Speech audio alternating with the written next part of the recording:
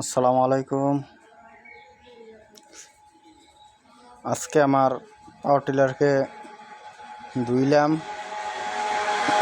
জ্বালা ফালাইব, যেহেতু চাষ শেষ, চাষ আর নাই, এই জন্য গাড়িটা ধুইলাম। সবাই আপনারা যারা পাওয়ার টিলার চালান সবসময় গাড়ি ধুইয়া রাখবেন।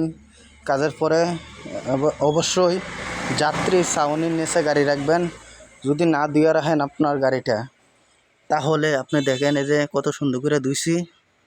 গাড়িটা যদি না ধুন গাড়ি, তাহলে আপনার গাড়ির রং উঠে যেতে পারে। গাড়ি সবসময় ধুইয়া রাখবেন। আর যদি গাড়ি না ধুন, চাষের পরে আপনার এই যে দেখেন রংটা উঠে গেছে গা, এই যে গাড়ির রং উঠে গেছে গা। না ধোয়ার কারণে রংটা আপনার ডিসকালার হয়ে যাবে।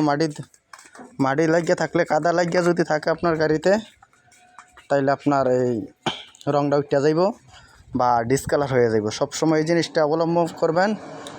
গাড়ি সবসময় ধুইয়া, চাষের পরে সবসময় ধুইয়া রাখবেন। আর না হলে এই যে আমার গাড়িটার রং উঠে গেছে, এই যে কালারটা ডিসকালার হয়ে গেছে না ধোয়াতে।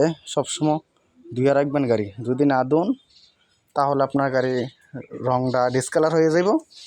এই যে গাড়ি দেখেন সবসময় ধুইয়া রাখতে হইব। চাষ শেষ, যেহেতু জ্বালা ফালাইব, চার্জ দিলাম, অনেকদিন পরে গাড়ি বের করছিলাম, তারপর আপনার ধুইয়া নিলাম গাড়িটা, বুঝছেন।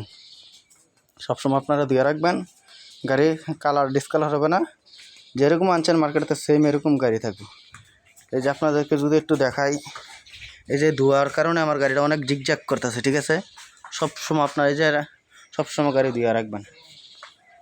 সবাই আমার ভিডিওটা দেখবেন, লাইক শেয়ার কমেন্ট দিবেন।